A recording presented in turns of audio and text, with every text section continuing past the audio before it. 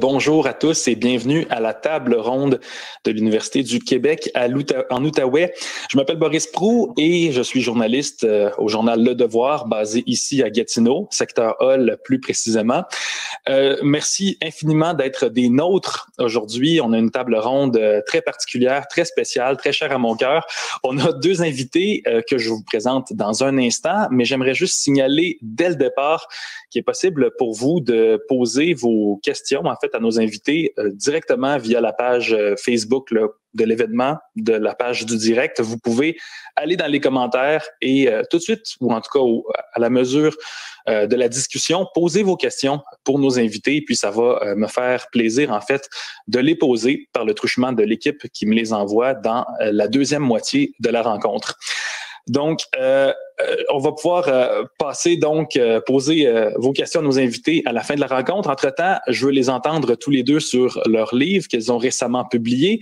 On a aujourd'hui en direct Benoît Renaud qui a publié cet ouvrage « Un peuple libre » chez Éco-Société et Jean-François Lisée qui a publié « Guerre froide PQ ». Ils sont tous les deux en direct. Bonjour, messieurs. Bonjour. Je vous propose cette marche à suivre. On va décortiquer ensemble vos visions du projet indépendantiste actuel, de votre vision de l'indépendance du Québec que vous défendez, bien sûr, qui sont à certains égards assez différentes. Mais d'abord, puisque évidemment c'est le Salon du Livre et puisqu'on est ici pour parler de vos ouvrages, puisque vous avez tous les deux publié des livres que j'ai beaucoup eu de plaisir à lire, on va prendre quelques minutes d'abord pour en parler avec chacun d'entre vous, pour parler des ouvrages. Et je commencerai, si vous le permettez, avec vous, Jean-François Lisée. Monsieur Lisée, vous êtes l'auteur, évidemment, puisque peut-être on va pouvoir parler de Jean-François Lisée au politicien qui se manifestera peut-être tout à l'heure. Mais Monsieur Lisée, vous gardez toujours de près vos réflexes journalistiques, je le sens dans votre dernier ouvrage publié chez Carte Blanche, La boîte à Lisée, dont je vais lire le titre complet. En fait, c'est « Guerre froide PQ, la CIA, le KGB et l'énigme québécoise ». L'ouvrage nous replonge au cœur de la guerre froide, une période qui coïncide aussi avec l'explosion du mouvement souverainiste québécois. Et avant de vous entendre peut-être sur ce qu'est l'énigme québécoise dans votre sous-titre, j'aimerais que vous nous parliez de l'écriture en tant que telle. Vous dites là-dedans que c'était un peu un vieux rêve pour vous d'écrire sur les espions, d'écrire sur la CIA, sur l'espionnage. Pouvez-vous nous en dire plus?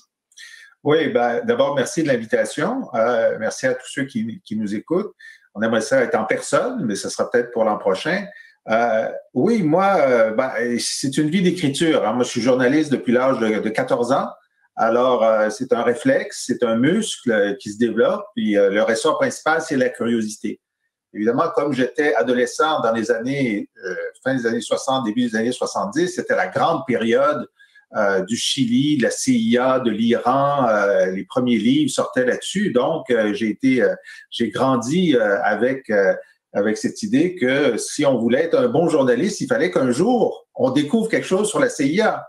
Mon problème, c'est que presque tout avait été écrit. Enfin, on ne sait jamais ce qui manque, mais et donc, lorsque j'étais aux États-Unis comme correspondant pendant le deuxième mandat de Ronald Reagan, j'ai commencé à m'intéresser à comment la CIA avait abordé la question québécoise.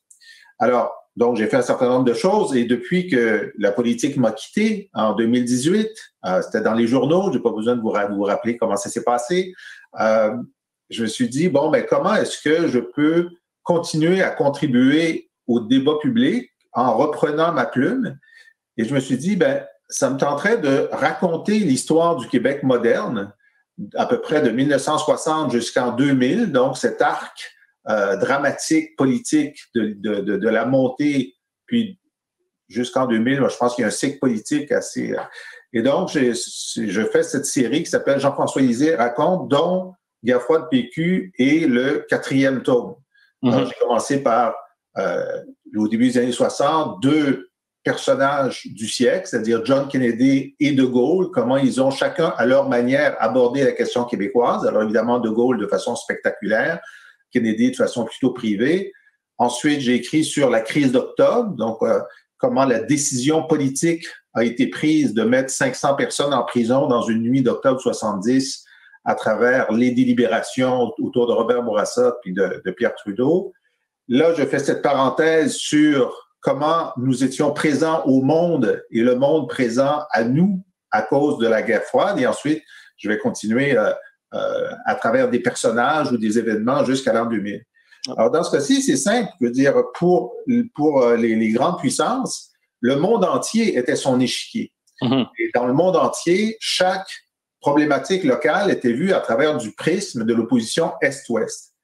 Alors, le Québec, s'il n'y avait pas eu de mouvement indépendantiste, il y aurait eu des espions, par exemple, pour voler parce qu'à Montréal, il y a énormément de travail qui se font dans le domaine de la défense. Il y a des industries de la défense, il y a des laboratoires. Donc, le pillage par les Russes et les Chinois et les autres se fait à Montréal. Mais l'existence de mouvements indépendantistes, évidemment, posait un problème particulier parce que le projet, c'était de changer la géographie au nord d'une des grandes superpuissances. Et vous dites d'ailleurs, on était au carrefour là, de l'espionnage à cette époque. Oui, le Québec a été traversé par des espions qui venaient des États-Unis, de l'URSS, de la France et de Cuba, mais on sent quand même dans votre ouvrage, et corrigez-moi si je me trompe, mais c'est pas clair que malgré la présence permanente de ces espions-là durant cette période, c'est pas clair qu'il y a eu des résultats très concrets de cet espionnage. Autrement dit, ça n'a pas changé grand-chose au cours de l'histoire du Québec, selon vous. Exact. Je pense que la bonne nouvelle, c'est que malgré cette présence assez forte et beaucoup de paranoïa, l'histoire du Québec a appartenu aux Québécois. Mais ces gens-là sont payés pour être paranoïaques. Les espions et la GRC qui est payée pour essayer de trouver des espions. Alors, chacun se demandait, les Américains pensaient que les Russes voulaient l'indépendance du Québec pour affaiblir les États-Unis. Mais les Russes pensaient que les Américains voulaient l'indépendance du Québec pour mettre la main sur les ressources naturelles, ce qui est parfois discuté dans la droite américaine. Mm-hmm. Et la GRC pensait que, évidemment, De Gaulle voulait que le Québec soit indépendant. Les Américains et la GRC pensaient que les espions russes qui avaient infiltré le gouvernement français et les services secrets français étaient ceux qui contrôlaient les Français au Québec qui voulaient l'indépendance. Alors, c'est ce jeu de miroir, de chat et de souris, de paranoïa au cube qui fait un peu la trame du livre. Et ça n'empêche pas que, de façon non directement liée à l'indépendance, le KGB avait d'excellentes taupes au Québec. Là, je raconte l'histoire de 2 de ces agents du KGB qui ont été extrêmement utiles aux Russes. Puis la paranoïa de la GRC face à tous les Français qui passaient, ça a coûté des millions de dollars de filature pour essayer de trouver comment. Puis il y a un petit peu de mépris aussi pour. Oui. Ça se peut pas que les Québécois tout seuls aient cette idée de vouloir faire l'indépendance. Il faut qu'ils soient manipulés par quelqu'un d'autre. Hein? Alors on essaie de trouver qui leur a donné cette idée folle parce que c'est bon. Alors c'est à la fois terrifiant et amusant de voir l'ensemble de ces choses-là. Il n'y a pas mort d'homme, mais on entre, disons, dans ce côté, on entre derrière le miroir pour voir comment les espions ont vu notre évolution. Il n'y a pas mort d'homme, mais vous faites quand même l'histoire de certaines attaques, certains attentats à la bombe, vous refaites l'histoire des enlèvements, comment c'était vu donc selon ces cercles d'espionnage. Et je vous paraphrase, mais à un moment donné, vous dites même en tant que contribuable, c'est presque choquant de constater tellement peu de rapports se sont rendus jusqu'aux politiciens finalement, où peu d'entre eux ont pu les utiliser pour leurs fins politiques. Est-ce qu'on peut conclure ça? C'est-à-dire, on sait que sous Pierre Trudeau, ils ont énormément cherché à trouver une influence française. S'il l'avait trouvée, et il l'aurait utilisé politiquement, bien sûr. Et ensuite, je parle des écoutes électroniques qui sont très, très fortes. Puis, dans quelle mesure les fédéraux ont essayé et ont espionné les rapports entre la France et le Québec constamment, mais ont été pris de court. Puis là, je sors de ma période années 60, années 70 pour parler de ma propre expérience au bureau du premier ministre Parizeau et Bouchard, où on faisait des choses en se disant, c'est sûr qu'on est écouté, c'est sûr qu'ils le savent, mais ils étaient pris de court. Ils ne savaient pas du tout ce qui se passait, on l'annonçait, puis ils étaient un peu paniqués. Puis on se dit, mais comment ça se fait qu'ils nous écoutent pas? Nous, on tenait toujours pour acquis qu'ils nous écoutaient. Ça n'a pas une énorme incidence sur l'arc politique lui-même. On peut gagner une semaine, on peut gagner une journée média si on sait d'avance ce que l'autre va dire en politique, mais c'est pas déterminant. Hein, c'est pas, comme disent les Américains, un game changer. Mm-hmm. Mais parfois, j'étais déçu comme contribuable que mon téléphone n'ait pas été remarquez, on disait peu de choses au téléphone. Il y a un moment où je calculais qu'on était une centaine de personnes à connaître la stratégie référendaire. Puis là, je dis, à 100, c'est sûr qu'ils le savent. Et peut-être que les espions le savaient, mais l'information n'était pas remontée jusqu'à Jean Chrétien.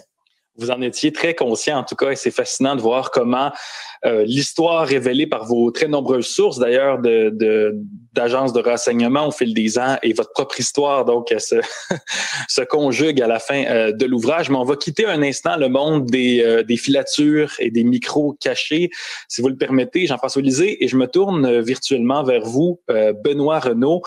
Vous aussi, qu'on peut dire que vous partagez deux passions, d'ailleurs, avec Jean-François Lisée, la politique et l'histoire, et en particulier peut-être l'histoire du mouvement indépendantiste. Benoît Renaud, vous étiez ici à Hull le candidat de Québec solidaire dans cette circonscription lors des 2 dernières élections. Vous militez toujours pour Québec solidaire. Comme auteur, on vous doit des manuels pour l'enseignement de l'histoire du Québec et du Canada. Et puisque vous œuvrez dans le milieu de l'éducation, notamment éducation des adultes et maintenant comme conseiller pédagogique et univers social, est-ce que je dis ça correctement, M. Renaud? Oui, conseiller pédagogique spécialisé en univers social, c'est-à-dire histoire, géographie et ce genre de choses. Merci beaucoup d'être des nôtres. J'ai lu Un peuple libre et en sous-titre Indépendance, laïcité et inclusion. C'est publié chez Éco-Société. La députée solidaire Catherine Dorion, qui signe d'ailleurs votre préface. Ça, c'est une réflexion, si on veut, sur le mouvement indépendantiste et sa tangente dite identitaire que vous critiquez vigoureusement dans l'ouvrage.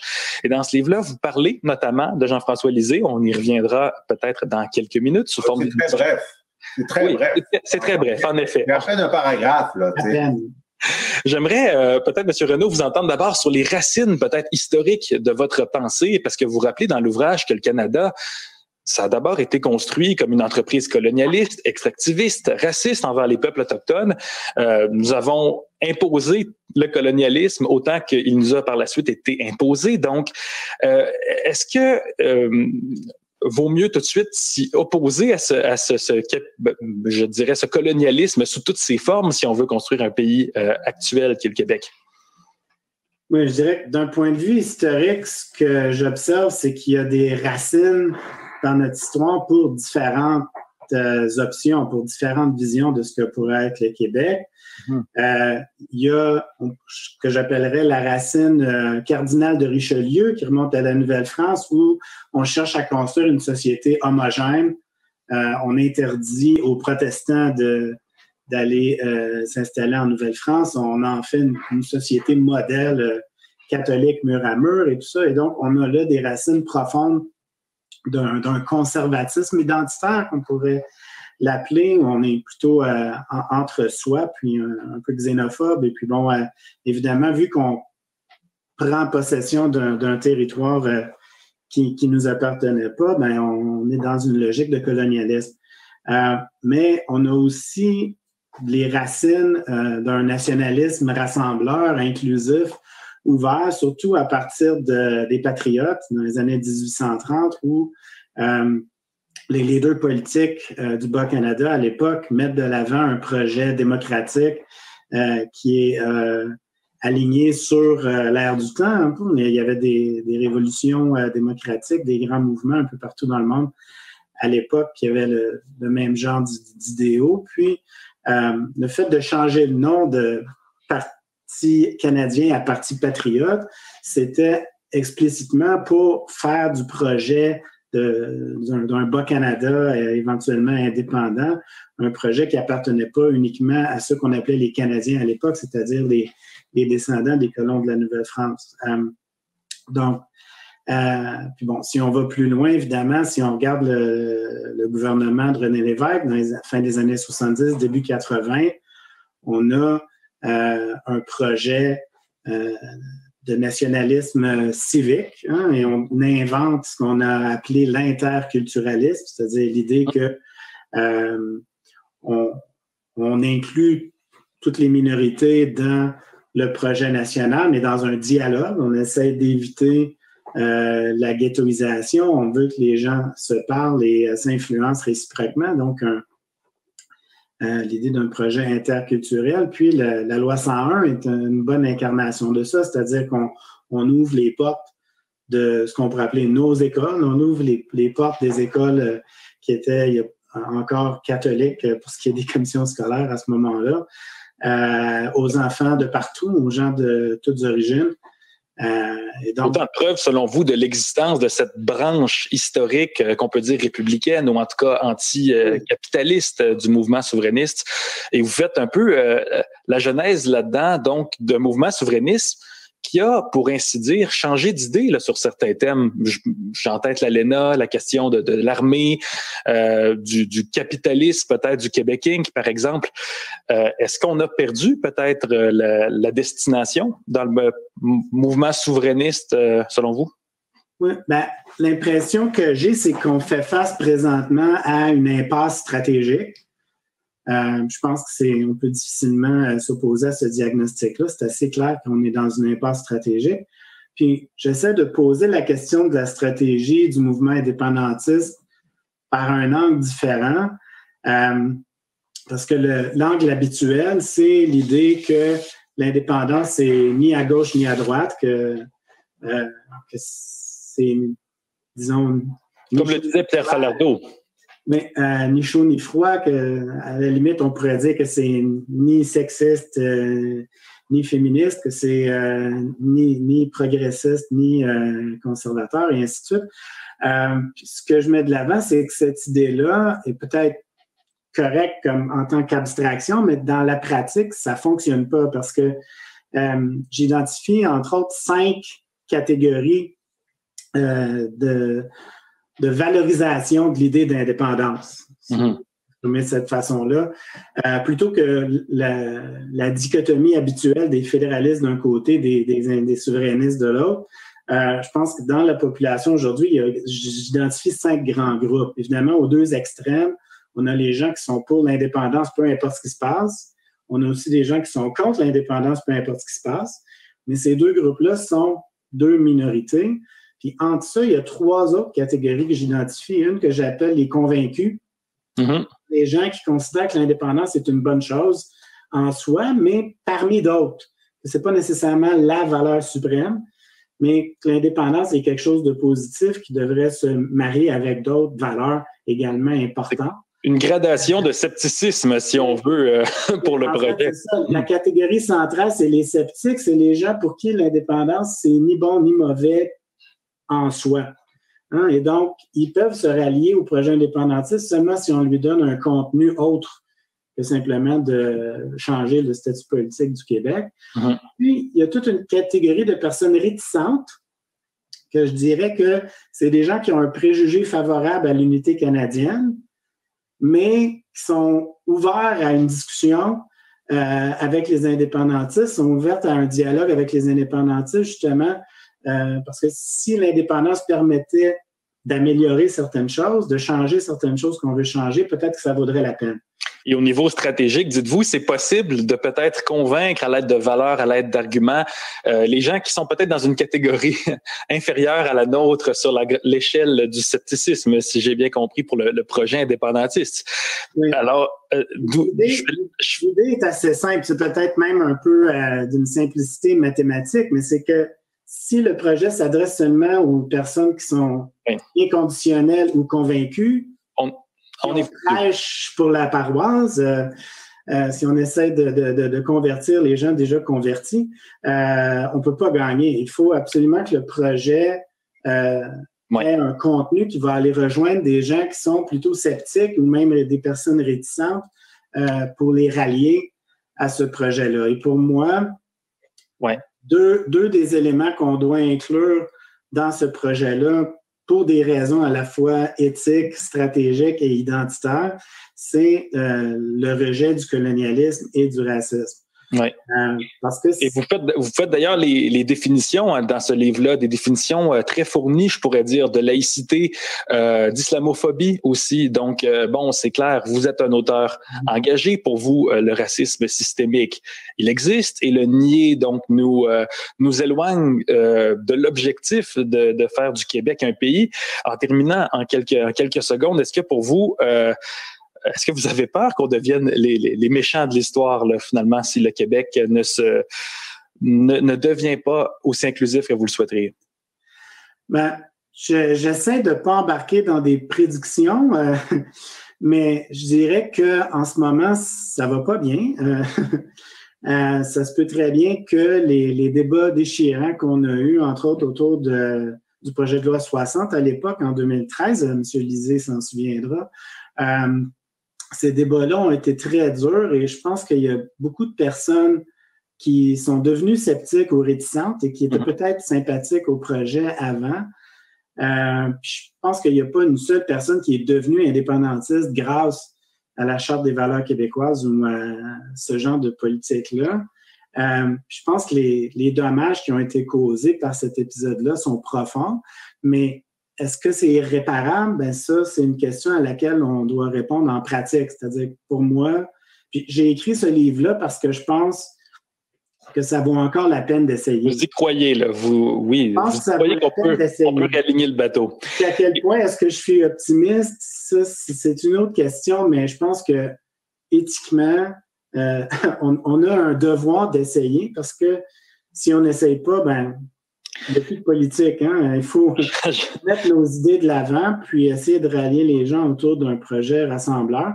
J'aurais beaucoup d'autres questions pour vous, Benoît Renaud, mais j'aimerais surtout entendre les questions des auditeurs, en fait. Donc, si vous nous regardez via la page Facebook de l'événement, c'est possible d'écrire vos questions dans les commentaires et l'équipe du Salon du livre de l'Outaouais me les fera parvenir et ça va vraiment me faire plaisir, donc, de poser les questions à nos invités, Jean-François Lisée ou Benoît Renaud.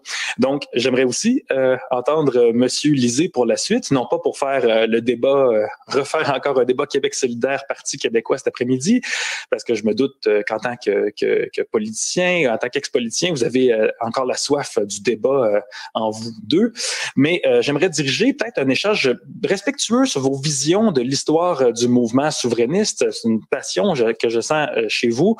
On m'a dit que vous vous êtes lus mutuellement. Peut-être, Monsieur Lisée, d'une part, pensez-vous qu'il existe en effet un certain clivage, ou en tout cas ces deux visions de l'indépendance, et si oui, est-ce que vous considérez que la pensée de M. Renaud est inconciliable avec la vôtre? Écoutez, inconciliable est un grand mot. Moi, j'ai toujours pensé qu'il fallait tendre à la convergence, mais on peut toujours trouver chez l'autre des raisons de s'opposer. J'aime toujours mieux essayer de trouver chez l'autre des raisons de converger. Ça ne marche pas toujours. Maintenant, c'est clair, moi je pense que il y a plusieurs lectures possibles de l'histoire du Québec et de l'histoire du mouvement indépendantiste. La lecture que fait M. Renaud est une des lectures possibles. Moi, je n'y adhère pas parce que le mouvement indépendantiste, au début des années 60, a été fondé sur le refus de plusieurs colonialismes. Le colonialisme anglais, évidemment, 80% des patrons étaient des anglophones, mais aussi qui était très présent, c'était le colonialisme des esprits imposé par la religion catholique. Et donc, l'idée de laïcité, de liberté face aux dictats religieux est consubstantielle, pour utiliser une expression religieuse, de la création du mouvement souverainiste. Le mouvement laïque est créé en même temps et ça traverse le RIN, le MSA, le Parti québécois, la culture, les cyniques, la critique du catholicisme était une libération énorme. Et aussi les femmes étaient les principales victimes du paternalisme et de la misogynie du catholicisme. Alors, pour moi, la volonté de prolonger cet idéal laïque au Québec, qui est très particulier en Amérique du Nord, parce que nos voisins ont été moins sous la chape religieuse que nous ne l'étions. Donc, cet élan laïque fait partie de notre volonté de liberté et d'égalité des sexes. Et donc, je comprends que sur la question de l'islam, certains peuvent voir l'ensemble de l'action de la majorité québécoise, y compris de militants qui viennent d'Afrique du Nord, comme étant régressif. Moi, je pense qu'au contraire, la volonté de tenir la misogynie religieuse à l'extérieur de l'État est une volonté progressiste. Monsieur Renaud, ce sont des thèmes, bien sûr, que vous avez longuement abordés dans votre livre, notamment dans les questions des définitions. Vous parlez d'intégrisme, vous redéfinissez aussi, en tout cas, vous nous offrez une définition de l'intégrisme, selon vous, religieux. Est-ce qu'on voit la question de la laïcité, selon vous, selon un spectre trop étroit au Québec? Ou qu'est-ce que vous offrez peut-être comme vision de la laïcité qui est alternative? Oui, j'invite les gens à lire le chapitre de mon livre qui traite de la laïcité en particulier. C'est un sujet sur lequel j'ai beaucoup réfléchi parce que je vais vous dire un peu l'origine de mon essai, pourquoi j'ai mis autant de temps à travailler là-dessus. C'est que j'essayais de comprendre pourquoi des gens avec qui je suis d'accord sur à peu près tout, étaient diamétralement opposés à ma position sur ce sujet-là de la laïcité. Des gens de gauche, des gens qui étaient impliqués à Québec solidaire. Il y a eu des débats difficiles à Québec solidaire sur cette question-là, entre autres à notre congrès de 2009. Et je dirais que c'est à partir de ce débat-là que ma réflexion s'est approfondie. J'ai essayé de comprendre pourquoi on avait des visions si différentes. Puis, pour moi, c'est la question du rôle de l'État qui est l'élément central. C'est-à-dire, la laïcité, pour moi, c'est que l'État ne se mêle pas des questions de religion. L'État ne dit pas que la religion, en général, c'est bon ou qu'en général, la religion, c'est mauvais. L'État ne devrait pas se mêler non plus de quelles sont les interprétations correctes ou incorrectes de tel ou tel texte sacré ou de telle ou telle prophétie. L'État doit rester neutre sur les questions de religion. Et pour moi, dans la vision de la laïcité qui s'est développée beaucoup en France depuis une vingtaine d'années, c'est une vision qui demande en fait à l'État de régenter les comportements des gens et ce qui mène en fait à une légalisation de certaines formes de discrimination.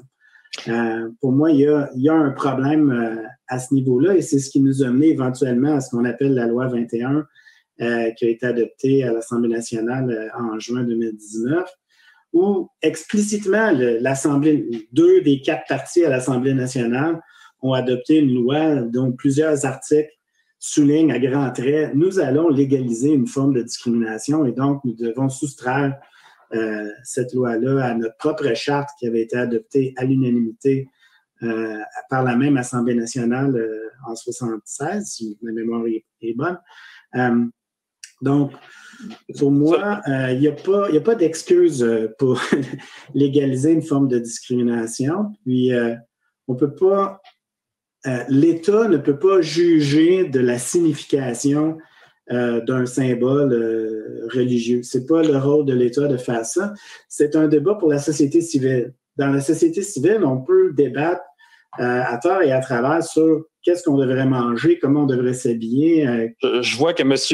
Lisée est impatient de répondre peut-être là-dessus. Parce que est-ce que vous pensez, M. Lisée, qu'est-ce que vous pensez que l'histoire va retenir de notre débat actuel au Québec là-dessus? Est-ce que vous pensez que dans 100 ans d'ici, dans 200 ans, on va regarder la question de la laïcité sous cet angle-là? Ou est-ce que vous pensez qu'on va plutôt voir la laïcité telle que vue par la Charte des valeurs du Québec comme étant oppressive? On a une expérience, je veux dire, ça fait 100 ans qu'en France, ils ont décidé de ne pas permettre les signes religieux dans l'État. Et l'immense majorité des musulmans, des juifs, des chrétiens en France considèrent que c'est normal que tu enlèves ta kippa quand tu entres à l'hôpital si tu es médecin, puis tu la remets en sortant, et ça fait partie de la normalité. Il y a d'autres débats sur l'intégration en France, et je ne pense pas que c'est un succès, non. Mais sur cet aspect-là, on voit qu'il n'y a plus de débat. Personne, sauf les militants intégristes de certaines religions, personne ne remet en cause le fait que lorsqu'on travaille pour l'État, on est neutre. Maintenant, il n'y a rien, je sais que ce n'est pas ce que Benoît voulait dire, mais ce n'est pas écrit dans la loi 21 qu'il y a de la discrimination. Ce n'est pas écrit nulle part. Ce n'est pas la volonté. Et pour moi, c'est une loi qui corrige une discrimination parce que jusqu'à cette loi-là, il était interdit pour un employé de l'État de montrer sa conviction politique, sa conviction sociale, sa conviction environnementale, sa conviction de genre. C'était interdit. Mais il y avait une discrimination positive pour la religion. La seule conviction que tu pouvais afficher était ta conviction religieuse. Alors pour moi, cette loi-là fait reculer une discrimination, en plus d'être dans le cours de notre histoire de laïcité. Il est vrai que les chrétiens ont retiré volontairement leurs signes religieux dans l'espace de l'État. Il n'y a pas eu de loi pour leur interdire. Il y a eu beaucoup de pression sociale. Il y a parfois eu des directives qui ont été données, mais il n'y a pas eu de loi. Et là, il y avait une réintégration de signes religieux, de minorités, de religions minoritaires qui revenaient dans l'État. Et donc, ce que fait cette loi, c'est d'appliquer à tous l'autodiscipline que les chrétiens s'étaient imposée au cours des dernières décennies. Alors moi, c'est une loi anti-discriminatoire qui, au contraire, met tout le monde à égalité. Maintenant, j'ajouterais simplement qu'il y a un renversement dans une certaine gauche, parce que moi, dans mes jeunes années, j'étais marxiste, et Karl Marx, qui était le fils d'un rabbin, et qui avait connu d'ailleurs de la discrimination, son père avait été discriminé en Allemagne à l'époque, est devenu athée et a écrit la religion est l'opium du peuple.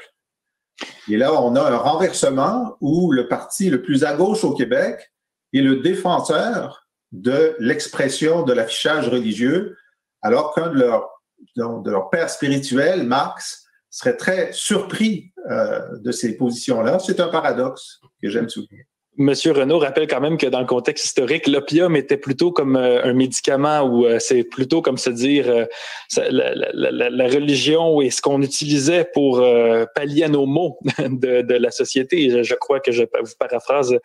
Vous pouvez peut-être me corriger, Monsieur Renaud, mais j'ai une question du public voilà. Ne trouvez-vous pas que le modèle français comporte certaines dérives? Peut-être commencer avec vous, Monsieur Renaud, puisque on sent que ça a été utilisé, effectivement. On sent que le modèle français est un exemple en certains égards, mais selon vous, Monsieur Renaud, on va le juger dans le futur, le modèle français, ou en tout cas comme un exemple à ne pas suivre? Personnellement, je rejette ce modèle-là. C'est assez clair dans mon essai pour quelles raisons. Puis je cite en fait certains auteurs français là-dessus, en appui à mes idées, entre autres Jean Bobéro, qui est comme la sommité sur la question de la laïcité en France, Pierre Thévanian, qui a écrit plusieurs livres sur ces enjeux-là. Pour moi, je pense qu'on se retrouve en France avec un cas d'inversion du sens des mots, c'est-à-dire que un mot se définit d'abord par le contexte dans lequel on l'utilise. Puis, la laïcité, je suis d'accord avec l'idéal de la laïcité, que l'État devrait être neutre sur le plan de la religion, que tout le monde devrait être égal dans la société, indépendamment de leurs croyances, de leurs convictions, de leur athéisme, de leur agnosticisme, et ainsi de suite. Mais la question, c'est on l'utilise comment, ce mot-là, et dans quel contexte? Je pense qu'on ne peut pas divorcer du contexte. Puis, le modèle français est problématique parce que, entre autres choses, on refuse de même considérer la diversité au sein de la nation. C'est l'idée de la République d'atomes. Chaque citoyen est strictement un individu égal à tous les autres individus. Puis, on refuse aux gens de pouvoir s'identifier à un groupe de façon officielle.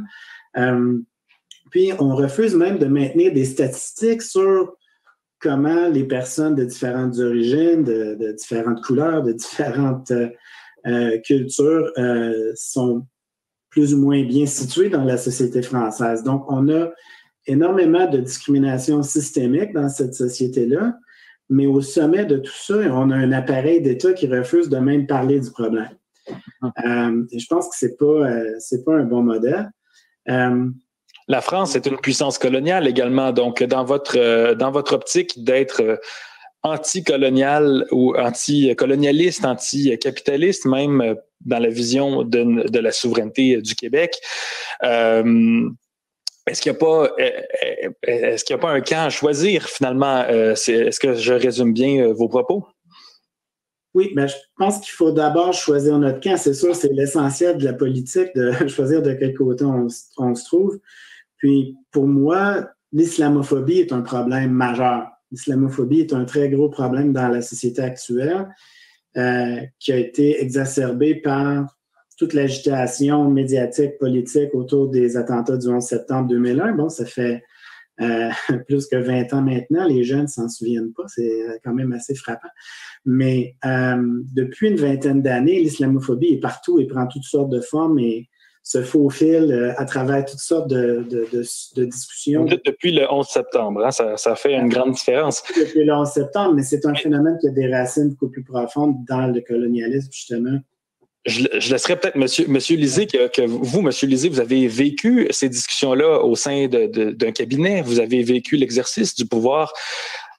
Comment est-ce que cette question-là est amenée et comment est-ce que, en tant que souverainiste, vous êtes capable de prendre ce débat-là et d'essayer d'outrepasser cette impasse stratégique pour le mouvement souverainiste maintenant? Je ne sais pas si vous avez des suggestions pour l'avenir du mouvement souverainiste aussi à cet égard. Je veux juste noter que l'exemple français d'intégration de ces populations arabo-musulmanes est un échec total. Mm-hmm. C'est un échec total. Je pense que c'est pas à cause de sa position sur la laïcité, c'est à cause de son refus de considérer les vagues successives d'immigration arabo-musulmane de façon correcte, inclusive, égalitaire. Il les considérait comme des gens de passage plutôt que de les considérer comme des Français. Alors, les inégalités, comme on dit. On peut distinguer les deux. Donc, vous me demandez sur la question stratégique plus générale de la souveraineté. Écoutez, c'est intéressant, les catégorisations que fait Benoît Renaud. On peut les faire de toutes sortes de façons, puis ils se recoupent pas mal. Il y a eu un moment dans l'histoire récente du Québec où 72% des Québécois étaient prêts à faire l'indépendance. C'était en 1991, 72%. Pourquoi?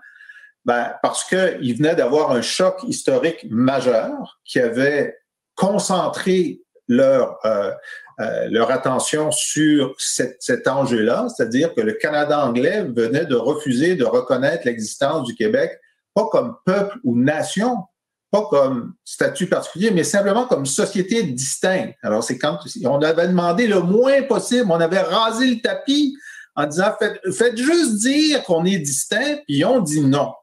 Mm-hmm. Et puis à ce moment-là, l'élite québécoise, donc l'ensemble des influenceurs, de la Chambre de commerce jusqu'au Parti libéral, on dit il y a toujours un bout, on devrait penser à s'en aller. Et puis, il y a un moment où il n'y avait plus personne qui disait du bien du fédéralisme et du Canada, sauf Jean Chrétien. Alors, pendant 6 mois, Robert Bourassa a refusé de répondre à la question « Êtes-vous souverainiste ou fédéraliste? » Alors, donc là, on a vu quelle était la limite maximale du nombre de gens qui pouvaient envisager la souveraineté. Je vous le dis, c'est 72. On n'a jamais retrouvé ça. Mais ensuite, évidemment, les fédéralistes ont réinvesti le champ. Donc, les influenceurs fédéralistes ont dit à leur monde, non, excusez-nous, c'est un moment d'égarement. Il faut absolument rester dans le Canada. Et là, il y a eu un genre de marée descendante à partir du moment où on s'éloignait de ce moment de vérité. Hein? Ce sont des moments de vérité dans l'histoire. Il y a des moments où tout le monde se concentre sur un sujet qui est une fracture importante de leur vie politique. Mm-hmm. Et là, on s'est éloigné de ce moment de vérité-là. Et en 1995, au moment du référendum, on était vraiment là sur la crête. Là. Bon, peut-être qu'on l'a gagné, le référendum. Il y a des bons débats à savoir s'il y a des votes qui ont été volés, etc. Mais bon, on est passé de 72 à 50. Bon. Ensuite, comment... Et puis, c'était pas facile, là. En fait, on a vu que les sondages moyens du début de l'année 95, c'est 47%. Beaucoup changé. Fait qu'on a réussi avec la plus grande coalition de l'avenir, de l'histoire du Québec, la plus grande coalition de l'histoire du Québec, avec des gens qui s'entendaient sur rien d'autre que sur la souveraineté, à faire passer ce truc-là de 47 à 50. Pour vous montrer comment c'est difficile, dans un contexte de polarisation, de faire changer d'idée un certain nombre de gens. Et il y a toutes sortes de raisons de vous tenir. Il y avait une majorité qui aurait voulu dire oui, mais qui avait peur de l'économie, qui avait peur de la réaction du Canada, qu'il n'aimait pas Parizeau, il aimait mieux quelqu'un d'autre. Bon, je veux dire, la totalité des raisons pour lesquelles on vote oui ou non, c'est vraiment très divers. Et donc, c'est clair que là, à mesure qu'on s'éloigne des événements historiques qui concentrent le peuple sur cette question-là, qui est toujours active, qui est toujours réelle, qui est toujours grave, mais et la difficulté qu'on a, entre autres choses, c'est que comment faire en sorte de concentrer le débat politique sur cette question-là plutôt que sur toutes les autres qui intéressent ces segments dont Benoît Renaud parlait tout à l'heure. Il y a des gens qui disent oui à la souveraineté parce qu'ils sont foncièrement indépendantistes. Je pense que c'est notre cas. Il y a des gens qui s'y intéressent comme ils s'intéressent au hockey ou à la balle molle. C'est pas quelque chose de très important, mais le jour où tu leur poses la question, c'est oui. Mais ils voteront pas à une élection dont c'est pas l'enjeu pour les partis qui le proposent parce que c'est pas ça leur principale préoccupation. Puis juste sur ce débat permanent de est-ce que l'indépendance est un bien en soi, donc c'est la liberté de choisir, ou doit-il avoir un contenu, ce qu'on appelle le projet de société? Mm-hmm. La difficulté, c'est que si on avait 72% des gens qui voulaient voter oui, ce serait pas grave. Ils s'entendent peut-être pas tous sur le projet. Mais tu sais, on veut que Daniel Green et Jacques Brassard votent oui, OK? C'est que si on dit un vote référendaire, c'est pour un pays le plus écologiste au monde, on vient de perdre le vote de Jacques Brassard. Si on dit c'est pour un pays qui sera pétrolier, on a perdu le vote de Green. Alors, il faut qu'il y ait un contenu qui soit attractif, mais il y a un danger à ce que le contenu soit trop précis parce qu'il peut être repoussant aussi. Alors, c'est un équilibre difficile à atteindre qu'on n'a pas réussi à atteindre pour l'instant. Et puis, je souhaite bonne chance à la prochaine génération. Et il y a d'ailleurs un internaute qui salue votre courage, M. Renaud, d'aborder les affaires de l'histoire et de bâtir le vivre ensemble avec lucidité. Selon vous, M. Renaud, est-ce que de militer pour un meilleur vivre ensemble, c'est carrément un frein à l'accession à la souveraineté ou à lutter pour la souveraineté pour la suite? Ce que j'avance dans mon essai, c'est que à la fois pour des raisons éthiques et stratégiques, le mouvement indépendantiste a intérêt à être clairement anticolonial et antiraciste. On peut peut-être avoir des désaccords sur d'autres choses, mais c'est important parce que quand un nouveau pays vient au monde, il y a deux choses sur lesquelles il devrait y avoir un consensus assez large. Un, c'est la place de ce pays-là dans le monde, donc notre politique étrangère, notre rapport aux autres nations, et dans le cas qui nous intéresse ici, en particulier notre rapport aux nations autochtones. Puis, qui fait partie de la nation? Hein? Donc, c'est quoi notre définition de ce que c'est être québécois? Il faut que ce soit clair que être québécois, c'est pas être blanc, francophone, avec des ancêtres qui remontent à l'époque de Jean Talon, comme c'est le cas pour moi. Là. Il faut être clair là-dessus parce que quand on va écrire notre constitution puis qu'on va décider c'est quoi la définition de la citoyenneté, bien ça, c'est quelque chose qui ne peut pas changer à chaque élection. Hein? À tous les 4 ans, on ne va pas redéfinir qui fait partie de cette société-là. On ne va pas redéfinir complètement nos rapports avec le reste du monde non plus.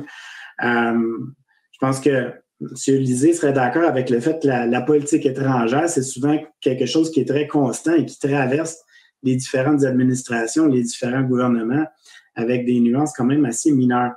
Donc, comme indépendantiste, on doit se positionner très clairement sur ces enjeux-là, à la fois parce qu'on ne peut pas laisser nos adversaires, dans ce cas-là, l'État fédéral canadien, utiliser ces enjeux-là pour nous affaiblir, pour nous diviser, pour braquer le Québec contre les Autochtones ou les Blancs ou la majorité blanche francophone. Il va falloir résumer, M. Renaud. L'équipe me dit qu'on arrive à la fin de notre discussion.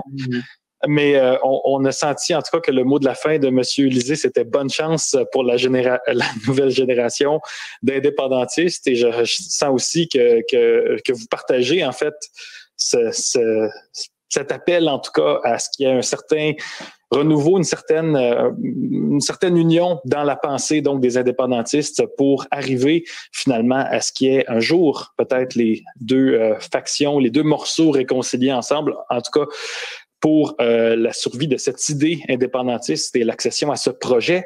Je rappelle vos deux ouvrages, Benoît Renaud, Un peuple libre, indépendance, laïcité et inclusion. C'est publié chez Éco-Société, une très bonne lecture. Et Jean-François Lisée raconte Guerre froide PQ, la CIA, le KGB et l'énigme québécoise, publié chez Carte Blanche, La boîte à Lisée. Également très passionnant, très bien écrit. Merci beaucoup aux deux panélistes. C'était vraiment très intéressant d'avoir pu prendre quelques minutes avec vous. J'espère que ça a été un plaisir partagé et je vous souhaite une excellente journée. Merci. Bonne journée à tous. Pour la bonne discussion. Bonne lecture.